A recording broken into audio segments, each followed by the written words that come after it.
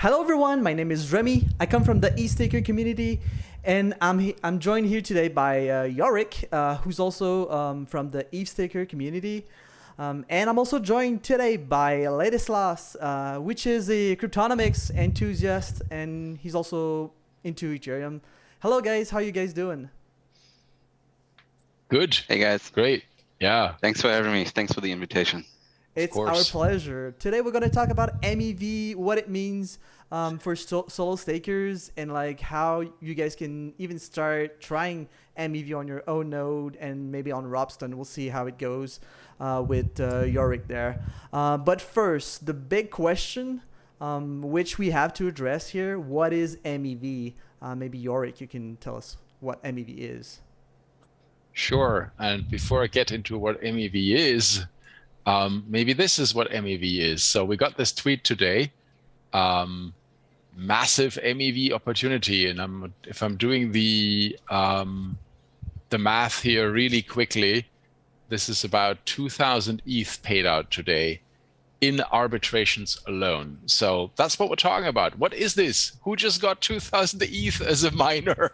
Crazy, How do you right? get some of that? That is crazy. Is this good for the chain? Is this bad for the chain? I can say it is a very controversial topic. So high level MEV is maximal extractable value. That's what it stands for. It is payments that are made by ordering transactions in a block. It's something that someone who creates blocks could extract, right? Like in this case, it's arbitrage, which arguably is a good thing. But you could also front run someone. That's arguably a bad thing. Or sandwich them, also arguably a bad thing. Ladislaus, you want to add a little to that? Yeah, I think that's the gist of it. And then you could sort of also think of it and say it's not only the block producer, but there's like many other actors within the MEV realms who sort of extract or let's say benefit from ordering transactions or inserting transactions. So yeah, that's maybe to add to that. Sure. And I guess that leads me to the next question is like, how do you capture MEV? What are the different tools available? Like, how can solo staker get started with MEV?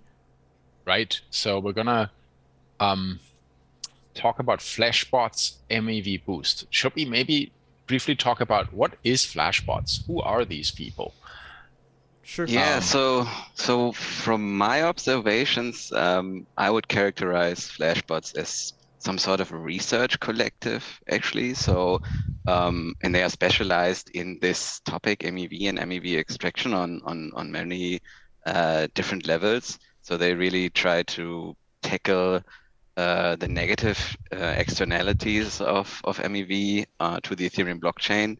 And from what I can see, they're quite Ethereum value aligned, which is pretty positive. They cooperate with the EF and the broader community. So, and they've also been like pretty the main builder, so to say, in the current proof of work like MEV extraction game. Right. So Flashbots, as you say, they're a research organization. MEV for the longest time was happening, but wasn't really visible. Nobody was surfacing this. It wasn't clear that it was happening. It was mostly mining pools doing this to boost their income.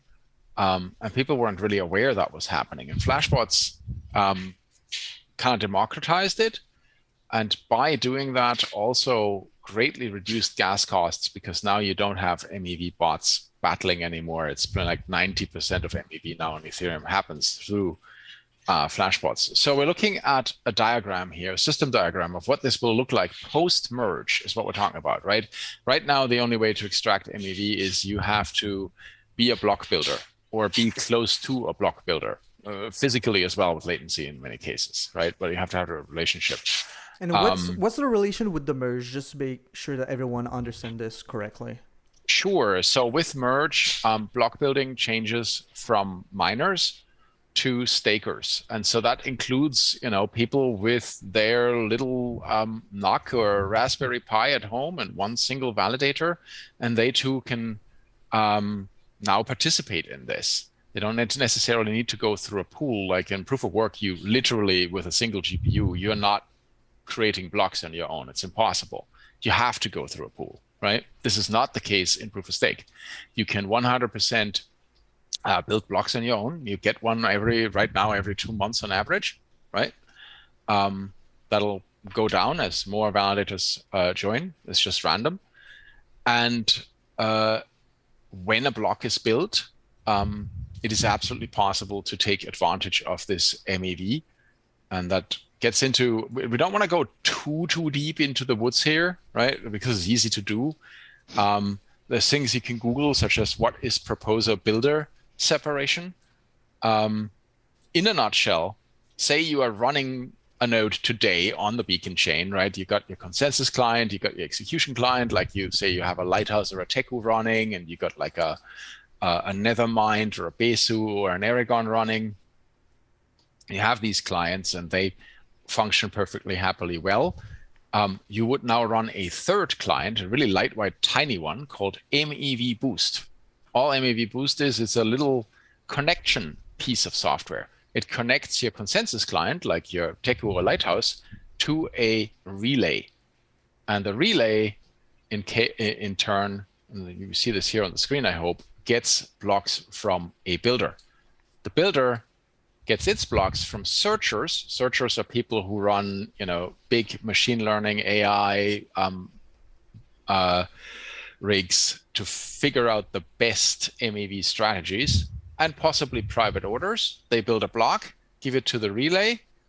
The relay now goes to MEVboost and says, I have a block that will pay you this much, but I'm not telling you what's in it. So the reason it doesn't tell you what's in it is, if it did, then you could just inject your own stuff and start front running people, and we don't want that. So it'll tell you, I pay you this much for it, and do you want it? That means this relay currently is trusted.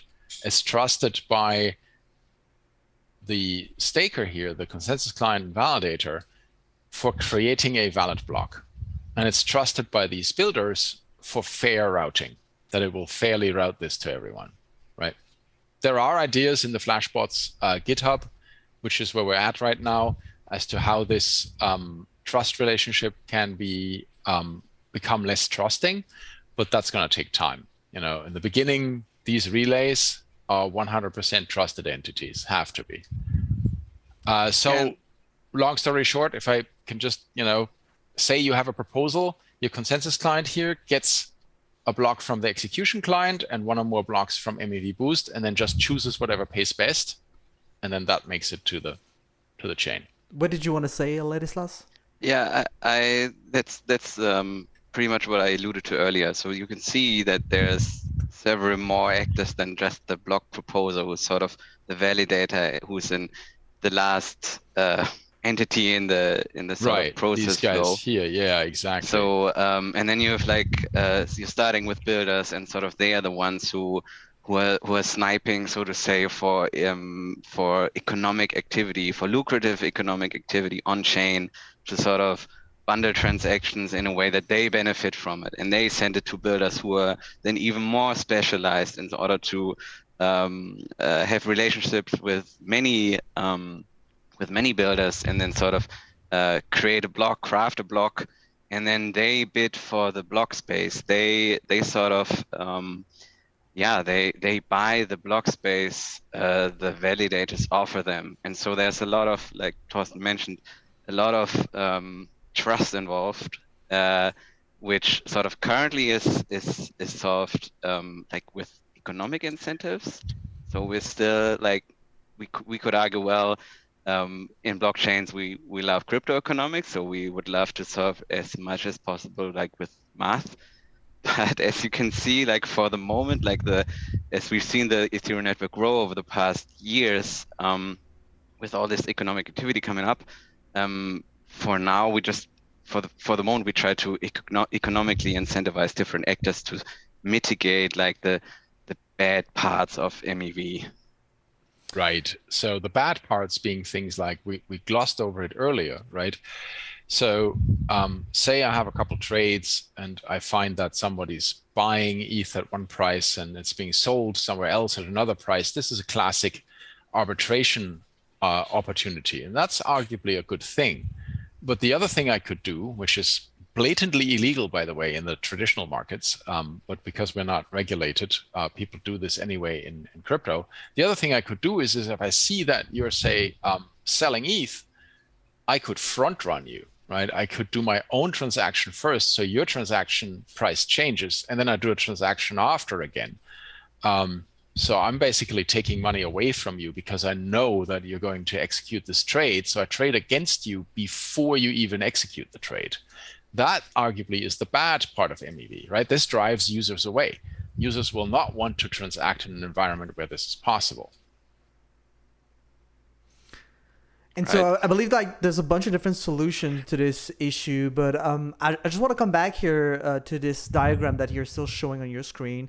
There's a bunch of different actors and a bunch of different boxes here, and maybe people are getting confused because there's so many different roles and separation of concerns. But there's some good reason why, let's say for instance, searchers are different or like away from like the validators.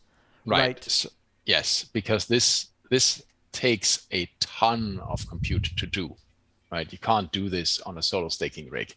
Not only does it take a ton of compute, it also takes a ton of research. So you're now looking at typically artificial intelligence, machine learning rigs that do this.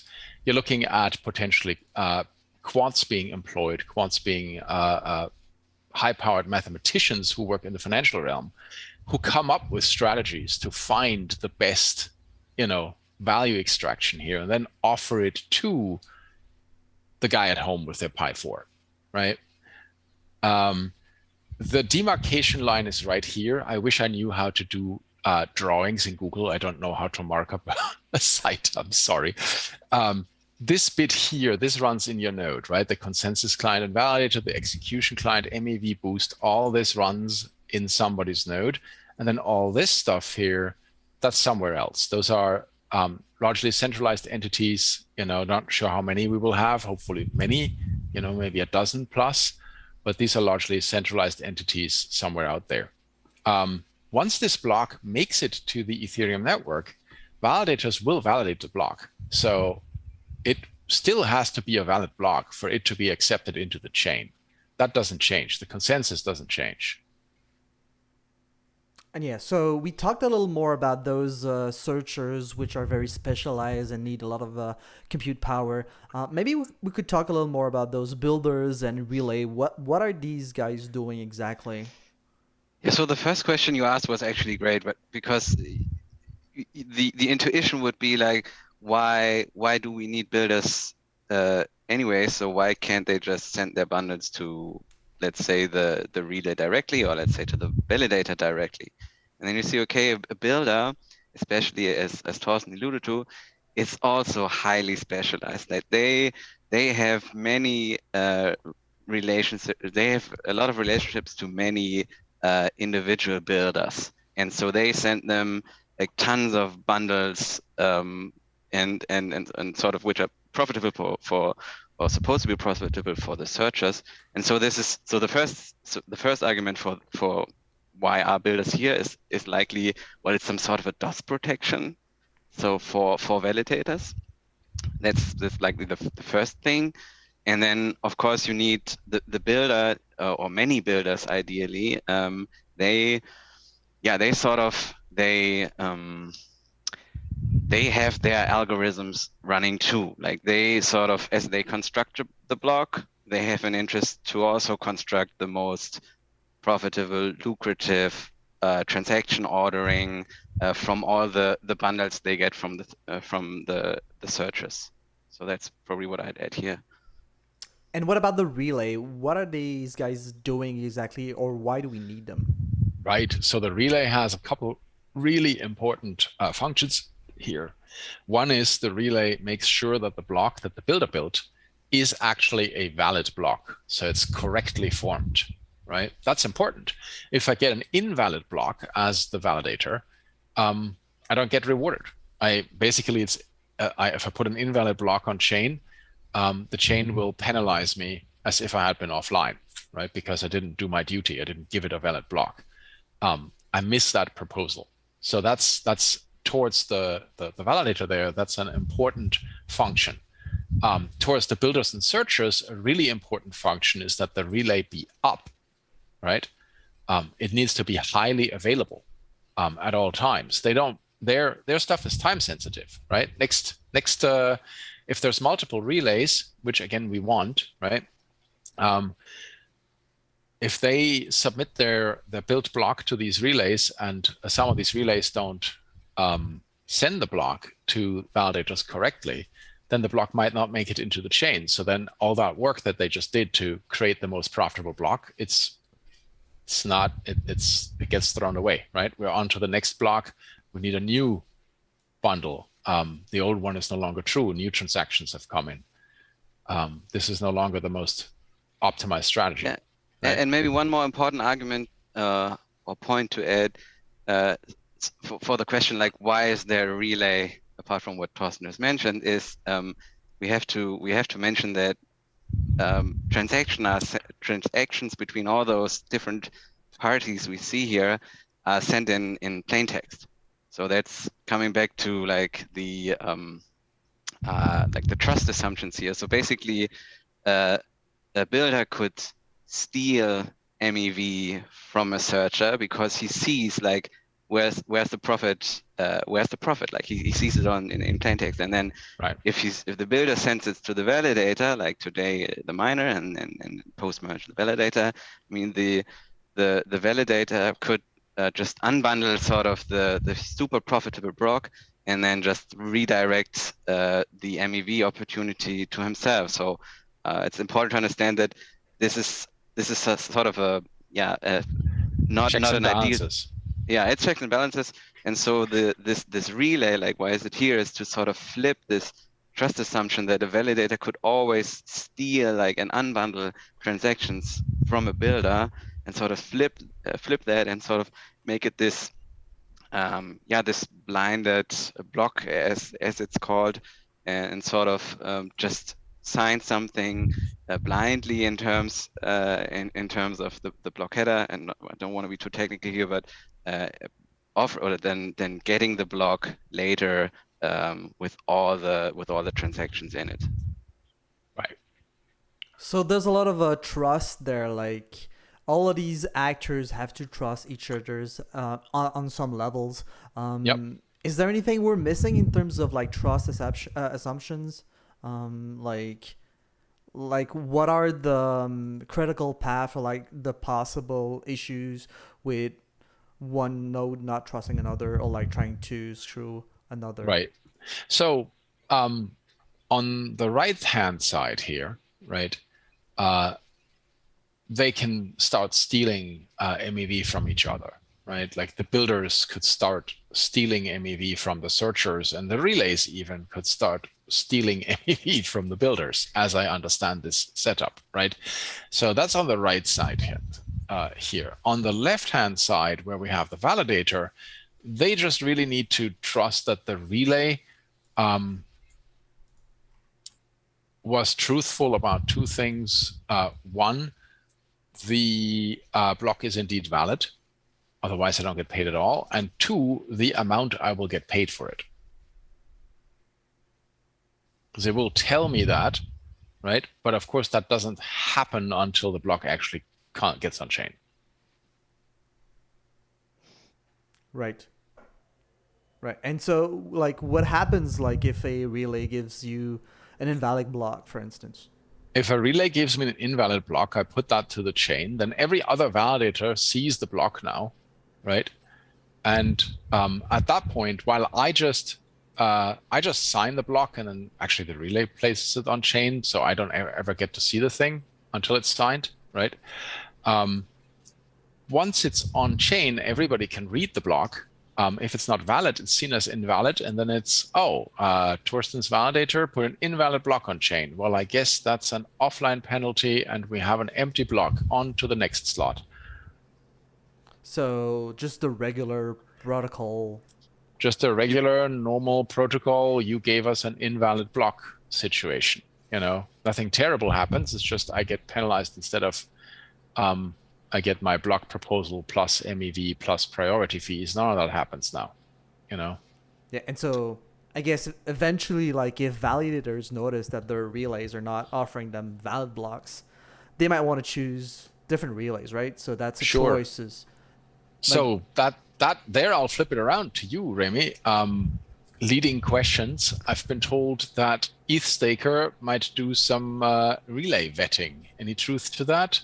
That's what I heard too. So ETHStaker is going to compile a list of relays. So eventually, if Solo stakers don't know which one to choose from, we will try to provide you guys with a good list of relays that you could use with your own MEVboost software. Right. Yeah, and yet again, that sort of highlights the notion that at the current stage of how like protocol developers are tackling this MEV problem, so to say, the idea is to sort of encourage competition Right. among all participants here, like competition among searchers, builders, as well as relays. And I should maybe also say, Ladislaus, this is a good point, right? This fits here. There are ideas out there, such as the shuttered beacon chain, which you can find on ETH Research, which say we should not just roll over and say MEV is inevitable, let's just make it less bad.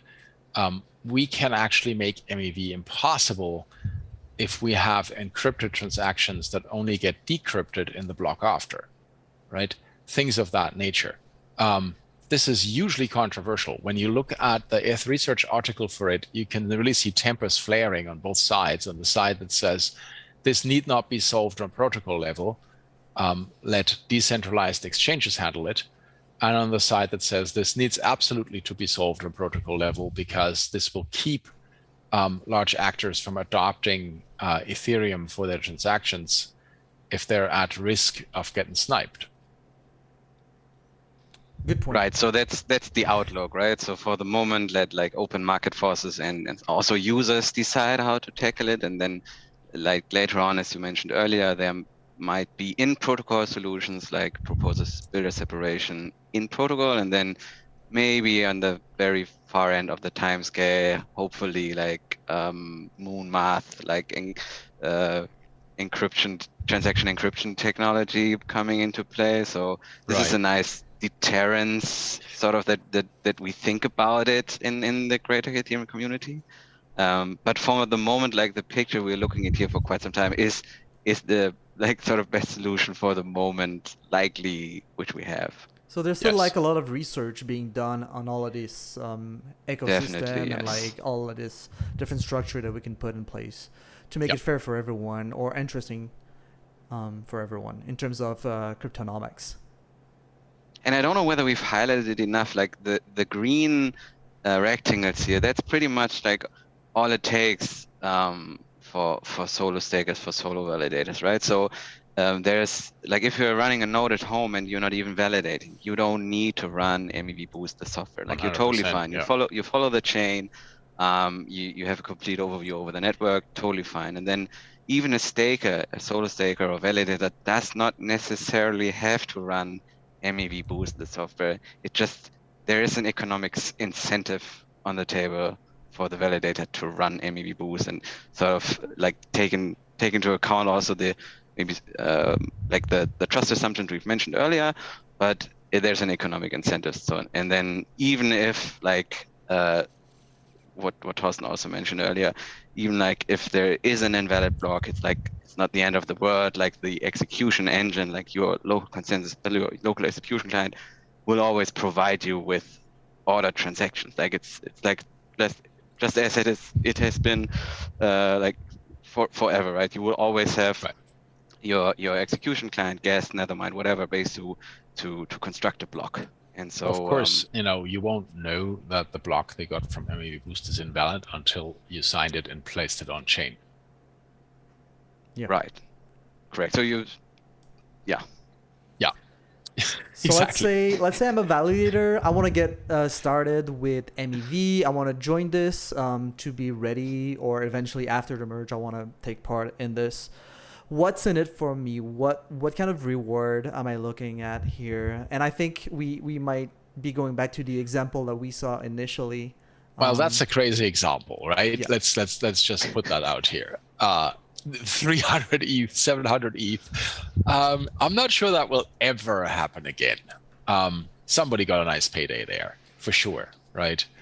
That's what's in it for you. Let's say that's not that amount, but there have been some, very, shall we say, optimistic guesses that say that your current 4.5%-ish, is that what we have right now, APY-ish? Is that where we are? Yeah. Around that about, number. Yeah, might with priority fees and MEV almost double. MEV largely is seen as maybe a 10% boost on your earnings. So not 10 points, but 10%. So if it's 4.5 before, then now it would be 5 with MEV-ish, right? Something like that. Half a point extra, nothing wrong with that at all, right? And then you get your priority fees on top of all of that, on average. And so people can expect to have a little more reward with their... A little bit more reward, exactly, which gets paid, which is immediately liquid, by the way. It gets paid to the same suggested fee recipient that priority fees go to. So unlike the issuance you get, so whenever I attest correctly, I propose correctly, I get ETH into the validator balance, which is locked. I can't get at that, right? Until withdrawal sometime 2023, we hope. But this stuff, MEV and priority fees, is immediately liquid, goes to whatever Ethereum address I give the client. Could be my hardware wallet, could be a software wallet, could be a multi-sig, doesn't matter, right? Yep. Very interesting here. So what has the impact of the Flashbots MEV been on Ethereum mainnet so far? Lattice, you want to talk about that? It's more like the economic and gas. Yeah, you touched upon it earlier already. So basically I guess it was in 2022, like when these famous sort of gas wars, they were called, as DeFi the DeFi summer went on, and we saw a lot more economic activity on the chain, and a lot more settlement value on Ethereum. Like we realized, okay, these searchers and bots, which they actually were, they were like increasing the gas price because they were bidding like to get their transaction included into the next block by the means of the gas price. So Ethereum got clogged, like it was terrible to use it. A lot of users were excluded. Like those were the negative externalities back in the day before, like Flashbots and this was like in 2020, 2021. I guess it was like mid 2020 to late 2020. Yeah. Okay. And so this is sort of when Flashbot research or research on MEV has was there before, but this was like when like a tool like MEV Geth, like sort of this sidecar to the execution client Geth was put into place, like, or in use. And what Thorsten also mentioned is like nowadays like 90%, I think 90% of all miners, or even more than 90% of all miners use MEV gas. So this basically it's not 100% similar to what we like explained earlier, which is the post-merge setup, but this Flashbot, that's the sort of the Flashbots impact, or basically what they have not mitigated, but that was really much backed by them, sort of to help the overall Ethereum network like be a lot more usable because they programmed the software and it got used. So one analogy people might hear is the dark forest, that the mempool, basically where all the transactions are, is a dark forest with predators lurking, those being the people who want to extract MEV. And you never know when your transaction will be taken down by a predator. Flashbots in some way, shone a light into this dark forest and made visible what's happening there, and then kind of made it just not as economically feasible anymore for these hidden predators to just do their thing. Instead, they now work in the Flashbots ecosystem. For most of them, right? You said For most of them. above 90%. Is the number I've heard. I'm sure we'll get in the comments some notes that were completely wrong, and would love some links to how we're wrong. Good point there. Do you expect a lot of these validators or these stakers after the merge to actually set up Flashbots or any other MEV solution? Like, do you have any kind of estimate? I have my own. Yeah, I think it'll be quite popular. I know that the larger staking pools will require it of their node operators, and then for solo stakers or people who run like a rocket pool, it'll be fairly easy to set up. MEVboost is really lightweight; it's not hard to configure. So I expect that people will go, free money. Now you might have a strong ideological dislike of MEV in general, and you're like, half a point is not worth my soul. That's fair, but I think for most people they'll be like, maybe I don't like it, but it's free money. Good point. Yeah. So there'll be ethical questions, like moral questions there, but for most people, we expect them to actually set up MEV and use it as part of their validator setup. Right, and as far as these ethical questions go, again, the large majority of MEV or so Flashbots tell us, this is also controversial as to whether that's actually true, is arbitrage, is after the fact. You sold or bought a thing and I can get it cheaper or more expensive somewhere else, and so I will arbitrage against you. That's a good thing. That means that markets stay efficient. That's what's supposed to happen. Yeah, we basically touched a lot upon the negative externalities, but Thorsten is totally right. Like there's a good part of MEV in terms of like making markets on Ethereum more, or on blockchains in general, more efficient, and that's like why we also like benefit to some extent from Surge's activity. Yeah. Right. So what does an efficient market mean for me? And Ladislaus, please get me right here, because I am not the economics guy, right? I just run nodes. But I can give an example of where I see an inefficient market. I have a token and it exists on a layer 2. And I now want to move this token into Ethereum. This happens for me about once a week, right? What I find is, depending on the layer 2, the premium of swapping that into ETH on that layer 2 is so high, it actually makes sense for me to bridge it to Ethereum first, wait 7 days, and then get my ETH. Yeah. And so in a more Totally efficient market, arbitrage would make sure that the token to ETH price is just about the same no matter where I go and where I transact. Right. Do I have but again, I right? also feel I have to highlight again, like MEVboost, it is a sidecar to consensus, as Flashbot says it. So, like if the listener thinks like we're talking, like it harms the network of MEV, maybe we still have to highlight its consensus is not impacted. Correct. It's not impacted, and basically like the idea is like the more economic activity you have, and then you just mentioned a case where markets can be inefficient, and then sort of there are actors who try to compensate for it, but right. The chain like runs along. 100% does. So it's 100% about user experience, right? How is my experience trading? Do I have an efficient market, and am I at risk of my trade getting sniped by someone else? I guess this will lead us to our next question about the actual MEVboost sidecar. Do you think it'll be ready for the merge, Yorick?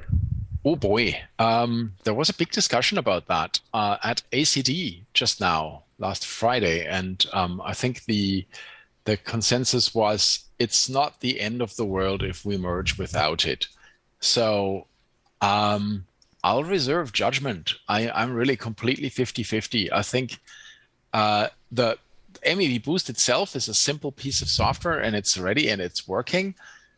But the whole builders and searchers, etc. ecosystem and relays behind that might take a minute to build, So and does that switch mean over to that merge ready. does it mean like after the merge we'll see maybe a drop in MEV, like a total drop in all this extractable value getting on the We network? might see a drop in extractable value that is taken by flashbots, which means that we would see bot wars again and gas wars again in that case.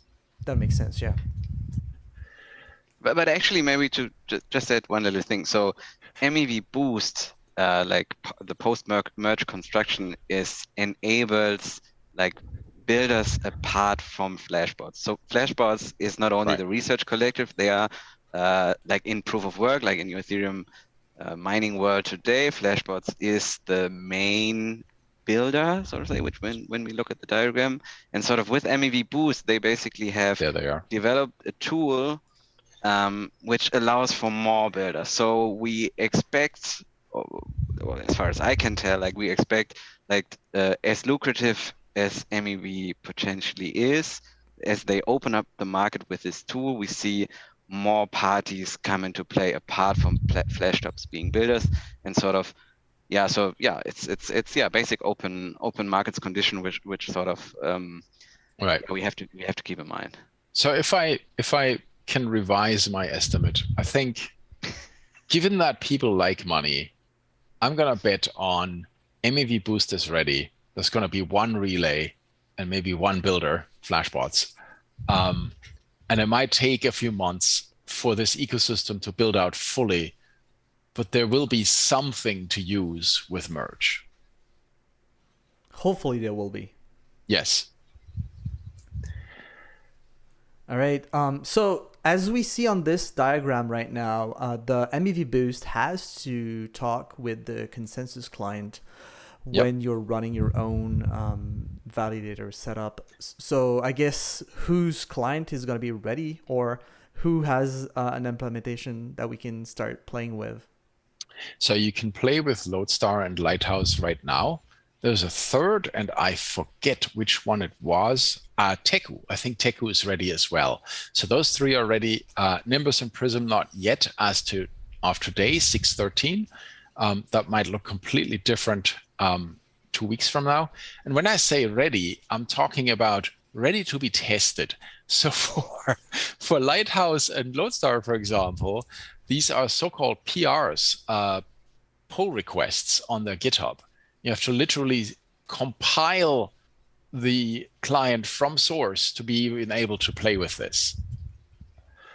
Yeah, so I guess it takes a lot of efforts and a lot of technical knowledge. It takes a little bit of effort and technical knowledge to test it. It's not terrible, but yeah. And don't expect everything to be super smooth. They're still all working on it.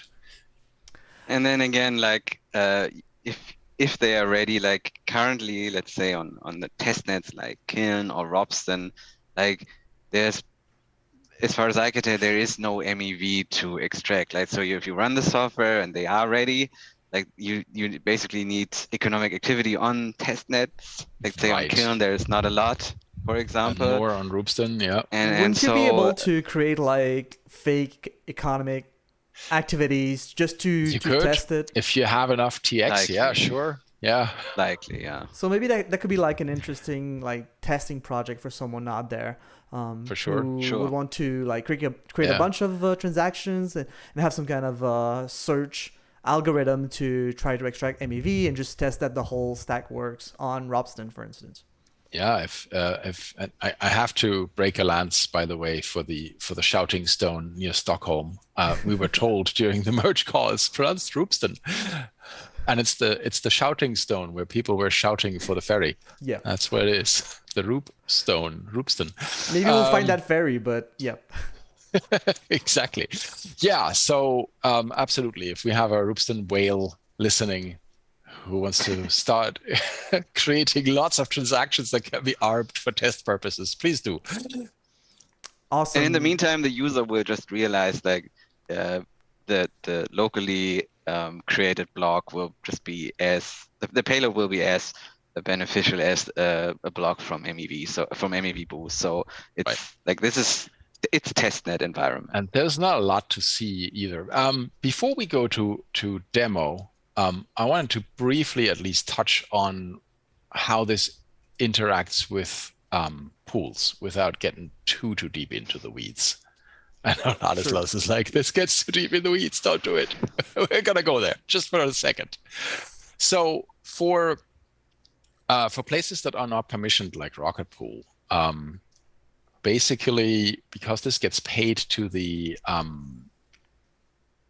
suggested fee recipient, the validator or the node operator is trusted to actually send the right suggested fee recipient with this, right?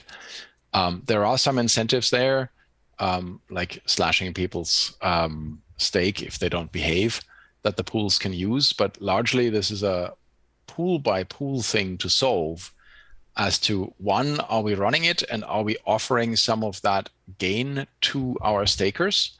And then two, how do we keep our node operators honest so they don't just pocket the MEV for themselves? And so do you know how some of these pools are trying to solve this issue, or like, do they have any solutions right now? Yeah, so Rocket Pool has a whole paper on it, which I'm not going to go into in detail, but basically they're going to use their ODAO to take people's RPL collateral if they misbehave. We can link the paper if we like. Other more centralized pools where the node operators are permissioned and KYC'd, they basically tell the node operators, you shall do this or else, you know? Because if you don't, then you get outed and you lose your entire business, and who wants that, right? So they're using their reputation as right, exactly. They're using their reputation to make sure this goes right. Yep. You know. Awesome. So for users or for people who might own a particular token, ask your staking pools, like, how do you handle Absolutely, and yeah. how are you going to handle MEV? And like, am I getting any of that? Yeah. Am I getting a share of it? Like, so these are really interesting questions from if you are a part of that particular ecosystem or own such tokens. Absolutely, 100%, right? So if I have a token now, it's just issuance and I get a portion of that and the pool takes a cut, right? Whatever the pool percentage is. Afterwards, priority fees get paid, MEV gets paid. Who gets that? Do stakers get, goes that back? Does that go back into the pool performance? Do stakers get that minus a pool cut, or does it all go to the pool, right? Meaning to the pool operator. Does it go to the people who run the nodes and the stakers don't see it? It's a good question to ask. I expect that pools, because these questions get asked, will ultimately say, no, of course it goes back into the performance of the pool, because they wouldn't be able to compete otherwise with other pools. I think that's a but fair then point again, there. we have MEVboost, like we've created a public market for those MEV opportunities where sort of we can hold pools accountable for, like, have you hidden MEV from the user, because in a certain block there was a certain opportunity for MEV, and it's kind of transparent. It's at least more transparent in inefficient pockets, and it used to be. So I think that's important again to stress. Absolutely. Here. Yeah, 100%. So I guess it's time for the demo. I believe Yorick has a nice tech demo on how you can configure and use this on Robson right now with Lighthouse and Heragon and ETH-Docker. 100%, yes. So of course, I'm going to use ETH-Docker for it. What else would I use? What we are looking at here, let me see whether I can hide this video. What I'm looking at here is just the MEVboost sidecar on Robson, connected to a Lighthouse, and we can, it's not terribly exciting. You can see here, successfully got more valuable payload header. That means, yes, we received a payload from the relay that was more valuable, and we used it, right? So how is this set up? So I said this is manual. It is enabled in ETH-Docker right now in its merge get ready branch. It is not exposed through the sdconfig UI because it's still so experimental. So if you want to play with it, you will have to make some changes manually. What you do is you go and edit the .env file. You see here the command nano is a text editor. And then down here you see MEVboost equals true. By default, this will be set to false. Set that to true. That enables MEVboost, but now you also need a client that can actually do this. So up here, this needs to be a client that currently supports MEVboost. As we're recording it, that's Lighthouse, Teku, and Lodestar. And then you need this mev-boost.yaml in here as well. You need to add that manually, right? And then, now we're getting geeky. We're going to go all the way down. Let's say I have Lighthouse. There it is. By default, Lighthouse will build binary. This will read dockerfile.binary. This will need to become dockerfile.source.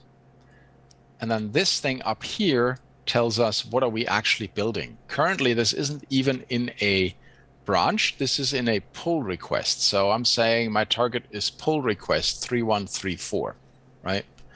For Lodestar here, I see similar pull request 3969, right? Once that's done, go save that file. And now just do an eth update with this, peep targets. That's really important because otherwise eth update will overwrite these changes you just made. It will not keep these source build targets. It will then source build this stuff. That can take an hour. Go walk the dog or something. And after that, you can just start eth and take a look at the logs for your like say, for your MEVboost here, and you expect to see, if it runs, something like this, right? That it registered validators, and that eventually, if you get a proposal, that it got a more valuable payload header. And that's pretty much it. Is there anything to see from the MEVboost client? Like in terms of logs or anything that this is the MEVboost client. This is the MEVboost, all right. This is MEVboost itself. You're looking at the MEVboost sidecar. That's it. That's all you're going to see. And I guess you have to configure a relay too, right? Yes. So if we go back into .env, the relay is pre-configured for you. Build a relay roopston.flashbots.net. If we go back to the Flashbots site here, you see that they have 2 testnet relays builders up right now, one for Kiln, one for Roopston. And so ideally you would like comma separate several relays. Several relays, correct. But we don't have several relays, so, you know, here we are. And like from a user experience standpoint, you would sort of want to make sure that you are at least connected. You know there's some logging on, I'm connected. The sidecar is connected to a relay. Right, correct. And you will see that in the relay itself. So let me just do the head of the MEVboost log. So when you look at the MEVboost log, you will see here, listening on, that's all MEVboost. Up to here, nothing has happened yet. Register validator. Okay, that means it worked. If you don't see this, if you do not see register validator, it's not working, right? Something's not configured right, you don't have the right build, there's a bug somewhere, a parameter is missing, whatever it might be, right? If you see register validator, it worked.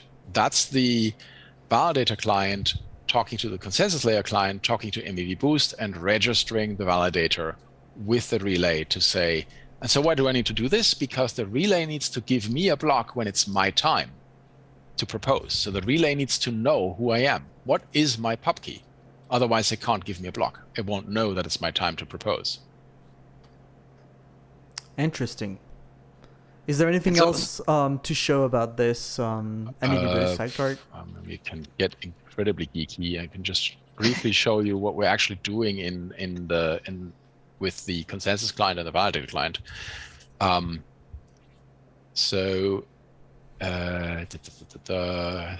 One second. In the validator client, I need this, private TX proposals. So this basically says I am okay with proposals that are where I'm blind, where I don't see what's in them, right? If I don't have this, it won't work. And then for the consensus client, I'm doing this dynamically. I have this bit here, builder, and then HTTP MEVboost. This is what connects the Lighthouse to MEVboost. I think that's it. So I think I should mention I haven't documented this. And right now I'm reticent to document it until it's no longer in a PR. I want to document it, but only when it's in a released client.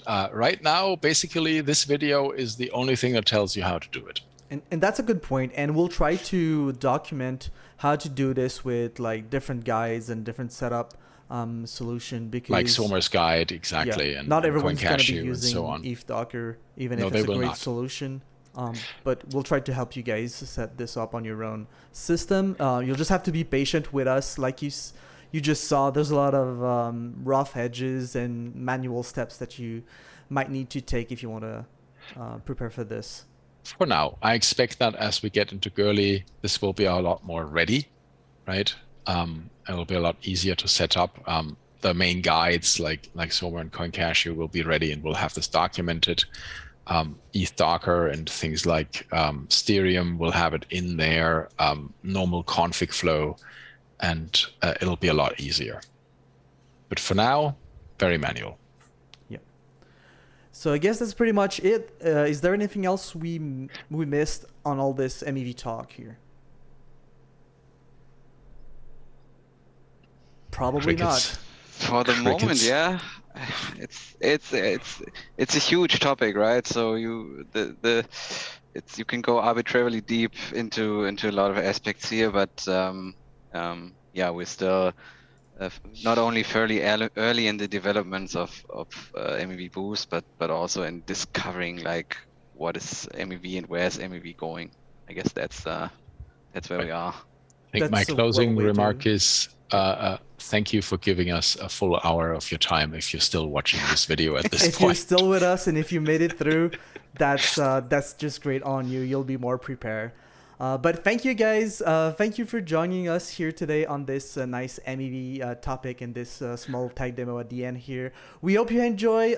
We'll try to follow up on this. We'll do more of these videos, and we'll try to help you guys with your own staking setup. So hopefully you'll learn a little, and we'll see you next time. Thanks. Bye.